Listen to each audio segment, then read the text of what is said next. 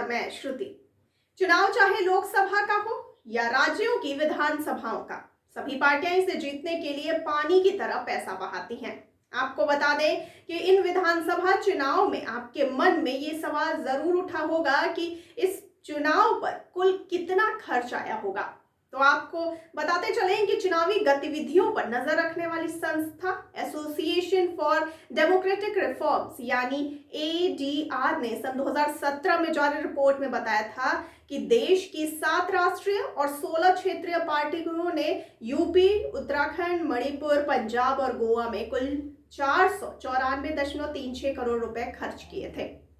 आपको ये भी बता दें कि 2022 में हुए चुनाव के लिए आयोग ने 10% ज्यादा राशि खर्च करने की छूट दी। अगर इसी अनुपात में देखें तो इस बार 550 करोड़ से ज्यादा खर्च होने का अनुमान रहा है। हालांकि ADR ने अभी 2022 में हुए चुनावी खर्च पर अपनी रिपोर्ट जारी नहीं की। आपको ये भी बता दें कि सबसे बड़े और महत्वपूर्ण राज्य यूपी में पार्टियों ने सभी अनुमानों से कहीं ज्यादा पैसा चुनाव पर बहाया। इसकी बानगी चुनाव के दौरान सीज किए गए पैसों से मिलती है।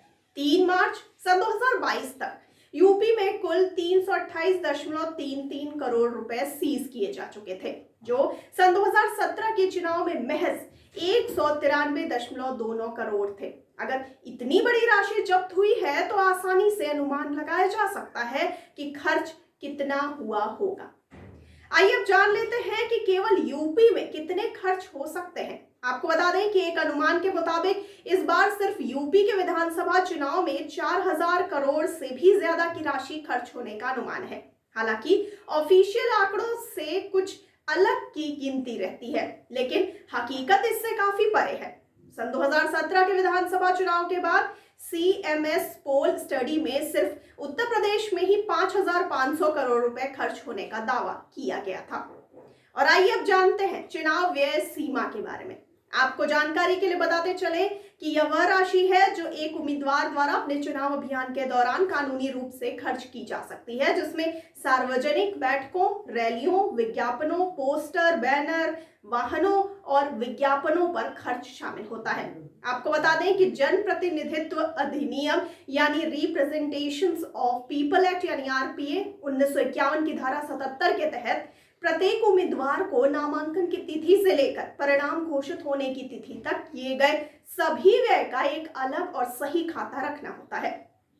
चुनाव संपन्न होने के 30 दिनों के भीतर सभी उम्मीदवारों को ECI के समक्ष अपना व्यय विवरण प्रस्तुत करना होता है। साथ ही साथ उम्मीदवार द्वारा सीमा से अधिक व्यय या खाते का गलत विवरण प्रस्तुत करने पर RPA 1951 की धारा 10 के तहत ECI द्वारा उसे 3 साल के लिए अयोग्य घोषित किया जा सकता है।